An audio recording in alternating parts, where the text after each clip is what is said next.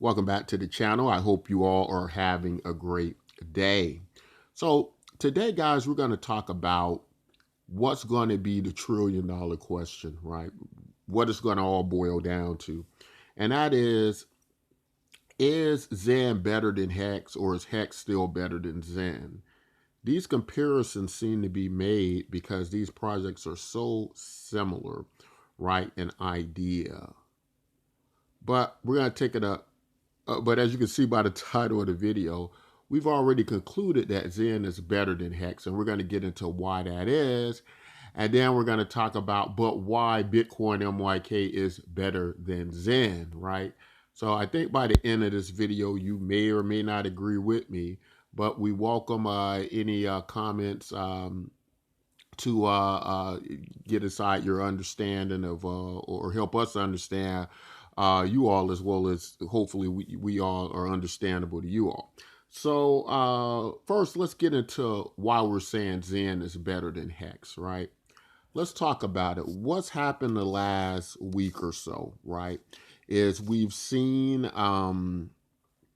basically Zen come on the scene, now available on several chains. I think about 5 different blockchains now doing the minting of the cryptocurrency. Well over 1 million mentors so far. Probably, I think about 1.5 million mentors so far.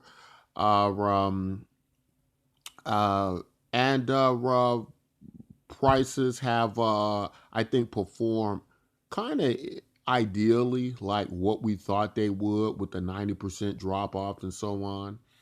And that's nothing out of the ordinary. Hex went through one of the most disastrous situations in cryptocurrency, right? The people were pretty much well assured Hex was a scam, and that the price performance of Hex was agreeable with reinforcing that, right? And that went on for like years before Hex started to take off and do the returns that people know it for today, right? So people think it was just like this smooth thing where Richard Hart was just a genius and lush. Oh no! If you were from the very beginning like me, probably the first crypto influencer to talk about Hex, I'd start talking about Hex in late 2018. So I don't think anybody can get quite near there like my understanding of Hex, right? And I certainly um, welcome a debate with them if they disagree with that. But it was a very terrible set of circumstances before Hex had his glory days, right? Everybody was calling it a scam, and everybody was believing it was a scam, and people thought it was dead, never to return. And that was the reality of Hex, right? It was a complete disaster, right? So, you know, how people put Hex today, that's after the fact, right? That's after everybody went through the worst of times. Um, Zen, in comparison, I think it's been much better because, simply because Zen's whole stick is it's a free cryptocurrency, right? And mentally, once people get over the fee structure that is not placed on them by Zen, you know, unlike with Hex, where you actually had to buy it, right? You had to actually go buy Richard Hart's coin. Zen, Jack Levine doesn't get that money directly, right? So it benefits the miners and the system validators. Now, a lot of people would say, "Oh, that's a waste of economic energy," but wait a minute, think about that again, right? You're basically putting money in miners' pockets, validators' pockets, right? You're making a lot of friends. You're making friends with all the exchanges. So guess what? They're going to want to list you, right? The Binances, as it were, right? You're not going to have any problem there, which means you're going to have a great deal of liquidity. You're going to have the exchanges putting up money, right? They're saying the exchange is going to be dumping, but I don't think the exchanges are going to be dumping like they think. I think what's happened is Jack Levine has made a lot of friends, right? It's a very genius idea, And in doing that, he's building up something called network effect, right? This is a cryptocurrency that at this point in cryptocurrency is the premier cryptocurrency as far as excitement and activity and focus. Nobody's focused on anything else. They've utterly given up on pretty much every cryptocurrency, including Hex and Pulse Chain, right? Because they don't know when it's going to launch. They're just sitting there not really doing anything. And there are many possibilities with Zen, right? Of course, the worst part of that being Zen functions exactly like Hex, which makes Hex replaceable to it. Now, don't get me wrong, this isn't something that I want to happen. This is just me reporting what seems to be happening. I don't think that it necessarily has to be a situation where the Hexagon community doesn't benefit from Zen. Like, for example, if the post chain does come out or when it comes out, Zen could be probably one of the best performing assets on the post chain. Now, post chain is going to need a great performing cryptocurrency because we got to think the rest of the cryptocurrencies, right, aren't going to be performing on post chain, right? All these copies are just kind of like a waste of time, in my opinion. People aren't going to be trading those cryptocurrencies on those other blockchains. And I can prove to you why that's true. If it was just a matter, guys, of cheaper fees, right? A cheaper fee structure, then why is it that the cryptocurrencies like Shiba Inu and many others didn't just go to the cheaper chains and perform as good, right? Why didn't they just go over to Matic, as it were, and go over to the countless other Binance, the countless other chains that exist that could accommodate them, right? Uh, it didn't work because those aren't the reasons why those projects aren't performing well, right? The reasons that they're performing well is because there's a cabal between Bitcoin and Ethereum where all the investor money, institutional money, developer money are on those particular chains, right? And they mean to keep it that way, right? The only thing that can break that up is a revolutionary mass adoption event that will bring many people into cryptocurrency to a point where it doesn't necessarily have to be that they come through Bitcoin or Ethereum, right? Uh, and that's a great possibility. It all depends on how it's marketed, who markets it, and if it catches that certain virality, right? Which I think is just a matter of time before that happens, right? But it has to happen at the right time in the right set of circumstances, and they all have to fall like dominoes, right? Or that's not going to happen. So post chain, unless it gets that one great project, and right now Richard Hart's just hoping he can do it with his coins, and then they can create, this very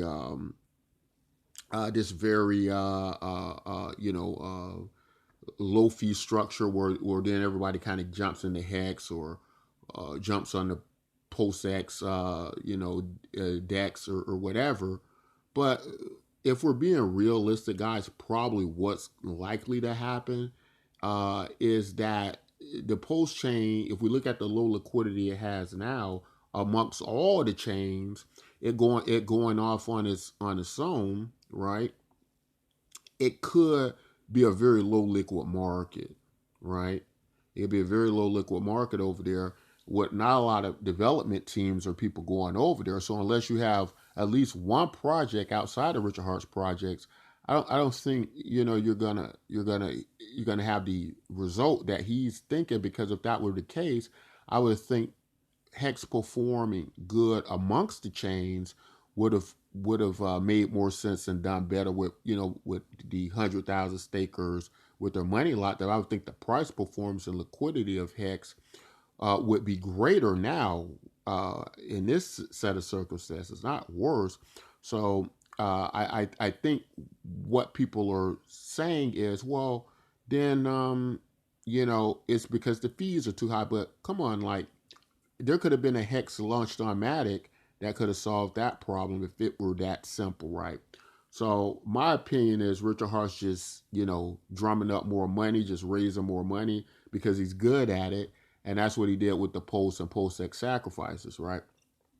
Because the projects that he's created, whereas Hex was kind of revolutionary for his time when there was no competition, at this point in time, now there are better versions and better ideas than Hex. And Hex seems to be the only thing that's not a copy, right? Think about every other thing that's happening on Postchain, on the Richard Hart projects. They're all copies of something else, right? PostX is a copy of Uniswap. Um, Hex is supposed to be Bitcoin. Was the other one, and then he's hoping to do a wallet off of his own wallet like MetaMask or something, right? And raise money for that, but it's just a wallet. So what I'm saying is that there aren't really any revolutionary projects in the Richard Hart sphere, right? As far as I can tell. What was so great about Zen is that it was a free cryptocurrency. Now, I know people would think, hey, that's a simple concept, but it works, right? Free works because free can create what something is called network effect, or it can create something based on Metcalfe's law, right? Which in Metcalfe's law, the most activity you have with machines or people get upset about the bots being used, but those are still points of contact. So it really doesn't matter whether it's machine, network, personal account. These things all make up Metcalfe's law, and they can all create network effect, which is what you're really after, right? So in that way, uh, free, nothing can trump free, right? You're going to always have more people in over free. And what you have to understand about free, if you look at something like social networks, Instagram, Twitter, right? You get accounts with them free, right? You get to use them free. You pay nothing. You look at something like what's the other one? Outside of social media. I was going for another example where you get something free and you don't have to pay anything. But yeah, Wikipedia, right? Wikipedia was looking for money, right? They needed money because they were functioning as a nonprofit, right? So what happened with? But could you say in essence that Wikipedia is worth less or value less, right? Even back then, no, because the network of Wikipedia was so huge by default. It was of value, right? You cannot have. I've never seen in history a large network of something where there's activity with people, whether you're minting cryptocurrencies, creating bots, whatever you're doing, where it didn't have significant value. Even when Facebook, right? We can talk about Twitter and Facebook and all the fake accounts, right? One time they were saying something like 600 million Facebook accounts were false, right? Elon Musk didn't want to pay top dollar for Twitter because of the false accounts, right? He didn't want to do that. And that's understandably so. But the point is this, uh, whether it was 600 million fake accounts and 2 billion real accounts, or 500 million fake accounts and 500 million real accounts, it doesn't really matter because at the end of the day, these are still very huge, influential networks that value comes to them based on Metcalfe's law, which means they can't have a value of zero. More than likely, as the millions go up, they're going to have significant value. Doesn't matter if people are able to get in free. You don't pay for social media. You don't pay for many things that you are a part of, that you are in. You don't pay for them, but they have value and they move value nonetheless, right? So I hope that kind of clears up that idea that free means nothing, right? Now, in essence, what we're oftentimes talking about in cryptocurrency is that people who aren't real investors, whether it be in their time or money, right? They want to see these flash pumps, right? Immediately. Like they want to see these 50Xs, 100Xs overnight, right? And so if they don't see that immediately, they start to think that, oh, this is not, working or something to that effect, right? That's generally what they do. So that's typically the problem, and generally they think something's wrong when the prices don't do that. But much like Hex in the Hex situation, those things took place over years, right? Um, and there's no reason to believe that that same thing can't happen to Zen, because there's going to be nothing quite like Zen, no matter what type of cryptocurrency project launches. When it comes to network effect and mass adoption, uh, there nothing trumps free. So you're not going to be able to achieve that with any other cryptocurrency where you're taking all the risk, and it's just yet another failed cryptocurrency project that's hard for people to get in, right? Or quite risky. Now, I want to show you guys something, because this is very important, because as I've talked up Zen now, why the reasons I believe that Zen's better than Hex. And then, the security concerns, right? That's the next thing I want to get into. The security concerns of Hex and the post community is going to keep a lot of institutions, I was going to keep a lot of big money people out of it, right? Simply because they know that most of that 90% is in the hands of one entity and control, right? So in a situation like that, real big money is not going to want to enter it, which means you could be looking at low liquidity for a long, long time. I don't think Zen's going to have that problem, because Zen whole thing is that, nobody, anybody could be mitten, no matter how much they try to control that network, whether it be exchanges or some entity someplace with a billion bots.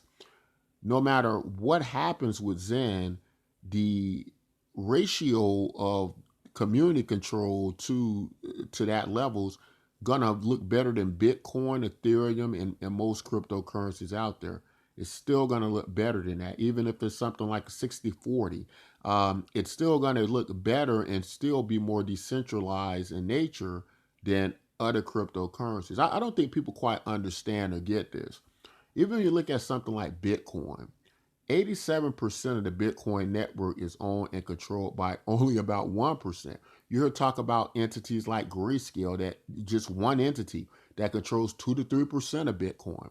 So, let's be for real, guys, and let's really understand what we're talking about here and what we're looking at here, right? I know that some of you all have been accused of being in the hex code, and you meet all the parameters of what it means to be in a cult, where typically a cult is defined as following one charismatic leader, right, which would be Richard Hart. And much of the hex community falls into that camp over uh, doing the actual research and dealing with the actual facts of the case in these projects. And what is that? That is very highly likely that Richard Hart controls 90% of the project. However you want to look at that and flip that, it's always going to be a security concern to a lot of people. Now, that's not a problem with Zen. This makes Zen better for that and many of the other reasons that we spoke of, as far as virality and as far as getting people in, right? There is incentive in first giving someone something free, and next giving uh, uh, their incentive to, as more people join, it's better for everybody, right? So the more people you get in, the more value you get right under you. So almost like a referral program that works great with every major company that's existed in history or entity or project, right? Uh, Last but not least, I'm going to tell you this part, why, as great as Zen can be, why it's not going to be better than Bitcoin MYK, our project, right? Number one, we were the first proof participation model. And I think we psychologically understand people a little bit better. And let me tell you why. First, our user interfaces are a lot easier, right? So if you're looking here, this is just another front end you can come in through Bitcoin MYK. It's all social media. People post social media things. they earn the cryptocurrency. They earn it based on the participation, not on tipping or something like that. Now, what's significant about being on this Bitcoin Cash blockchain version, whereas we have many, we're also on Polygon, we're on Bitcoin Cash, we're on Hive, we're on Waves, right? And we're going to be on many more in the future. But these are very user interfaces. The transactions are either free or almost free, right? Or so small that they're almost free. So you've met all those conditions. It's deflationary, right? Meaning it's only about 30 million coins right now. In the end, it'll only be about 5 million, right? So that means that as people cram into the network, it's going to be hard for the value to stay down, right? Very, very hard. Very, very hard. Um, and what else? What else? What else makes it just better? Um, if that's not enough for you, is giving everybody the citizens dividend, right? Which is one of these projects that is making the world better, right? As we move into automation, a time in our future where machines are going to pretty much take every job there is, right? I think it's estimated over the next 5 or 10 years, over 49% of all jobs will be gone, right? Can you imagine how catastrophic that's going to be? If we really were to list this on a list of priorities, do you know that that would be probably the top 3 of priorities as a problem we should be looking at, right? Of course, one we should be looking at is nuclear proliferation, right? Looking at, is somebody going to get a nuke and just blow us to kingdom come, right? Because we're all blown up, we can't do anything else. And then right around there somewhere, people are worried about how they're going to survive after robots take all their jobs, right? We can see it happening around us now, how many jobs get automated away. Now, unless you are a complete, I don't want to insult my viewers, and all my viewers are smart, so this isn't for you anyway, but unless you just aren't using common sense, right? It is not hard to see that the advancement of robots, driverless cars, and so on and so forth will take more and more jobs. Our craniums are only so big, right? This is a scientific fact that our brain is locked into our craniums, meaning that the capacity of our brains can only grow so big, meaning that the computers will eventually outpace us. We're not going to be smarter than them. They're not going to create more jobs that we could do better than a computer. These computers are going to reach a level close to sentience, and which some people believe they already have, but they're going to be able to perform every task a human can. Why would you need a human to do the labor, right? It is a liability to let a human do it. So, point I'm making is the citizens' dividend provided through a project like Btcmyk is going to trump Zen coin, is going to trump Hex coin. Now, Richard Hart's talking about living longer. How is he going to feed these people with longevity of life, right? The longer you live, the more people on the earth, the more access to resources and the ability and means to distribute money and value to the people. That's what Btcmyk does. Now you get it. Now you see why it is one of the most important human endeavors we need to be looking at. Anything else you're looking at, you can check it out the window. It's never going to match longevity of life, like Richard Hart Investing in Sense Foundation. Is never going to match providing a solution for automation, people not having jobs, industrial revolutions, right? So the problem of employment and what we're going to have in the future and people being able to survive and take care of themselves are going to rest on solutions like Btcmyk. That's why it's so much better than Zen, Hex, and all these other projects. That's all I want to say in this video. Until next time, as always, take care of yourselves and each other.